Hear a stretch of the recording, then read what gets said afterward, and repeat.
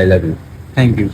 আসসালামু আলাইকুম দর্শক, সবাই কেমন আছেন? আজকে এই যে ভিডিওটা করতে চাইনি, কিন্তু না করেও উপায় নেই। কেন জানেন? রমজান মাসে ভিডিও করা আসলে খাবার দাবারে ঠিক না। এদিকে আবার এই ভিডিওটা করে মুহূর্তগুলো ধরে না রাখলেও কোনো উপায় নেই, কেননা একটা সময় গিয়ে ফোন থাকুক আর না থাকুক, ফেসবুক বা ইউটিউবে এই ভিডিওগুলো থেকে যায়। তো এই বন্ধু বান্ধব মিলে অথুক্কু কলিজার বন্ধু বান্ধব মিলে আজকে একসঙ্গে ইফতার করছি। মানে এই বন্ধু বান্ধব কজন আমরা একসঙ্গে আমার ছোট্ট শহর নাগেশ্বরীতে বসবাস করি। ও সরি, নাগেশ্বরী বললে আবার চিনবেন কিভাবে? তাও বলছি, এটি কুড়িগ্রাম জেলার একটি উপজেলা, যার নাম নাগেশ্বরী। আমার সব বন্ধু বান্ধবরা কেউ কেউ ব্যবসা করে, কেউ কেউ চাকরি, বা কেউ ডাক্তার, বা কেউ দোকানদার, যেটাই হোক না কেন আমরা দিন শেষে সবাই বন্ধুই। তো দর্শক, আজকে কিন্তু আমরা খাবার হিসেবে আয়োজন করেছি কাচ্চি বিরিয়ানি, সাথে থাকবে সালাদ। এগুলো কিন্তু খুব অল্প তেল দিয়ে রান্না করা হয়েছে, সাথে থাকবে পানি এবং জুস। দর্শক, আমাদের কিন্তু বুটের আয়োজন ছিল, সাথে সালাদ ছিল, তরমুজ ছিল। আমরা সেগুলো ভিডিওতে দেখাচ্ছি না। কালারফুল খাবারগুলো সবসময় ক্যামেরার থেকে একটু দূরে রাখাই ভালো। আমি যে খাবারগুলো খুব ক্লোজলি দেখাচ্ছি এমনটাও না, কেননা খাবার দাবারের ভিডিও করতে রমজান মাসে আসলে ভালো লাগে না, কেননা অনেকে দেখেই আফসোস করে।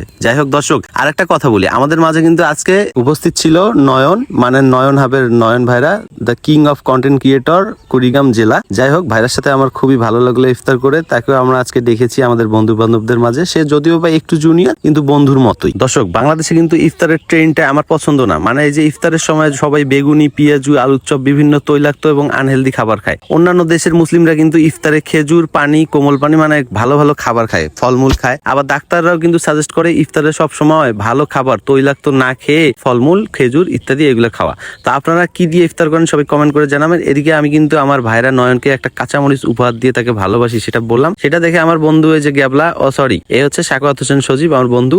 এই গ্যাবলা সহ অথুক্কু, এই সজীব সহ আমরা কিন্তু ছোট থেকে একসাথে বড় হয়েছি। মানে আমাদের বাড়ি ছিল একসঙ্গে, দেয়ালের এপার আর ওপার। সজীব আর আমার জীবনের অনেকগুলো ঈদ এবং রোজা একসঙ্গে কাটিয়েছি, তাই আমাদের অনেক স্মৃতি সংযোজন হয়েছে। সেগুলো আমরা মাঝে মাঝে স্মৃতিচারণ করি। দর্শক, ছোট থেকে শুনে এসেছি খাবারের টেবিলে কথা বলতে নেই, খাবার নাকি চুপ করে খেতে হয়। কিন্তু যারা এই নিয়ম শেখাইতো তারাও খাইতে বসে বক বক করতো। তো যাই হোক, সবাই ভালো থাকেন। আসসালামু আলাইকুম ওয়া রাহমাতুল্লাহি ওয়া বারাকাতুহু।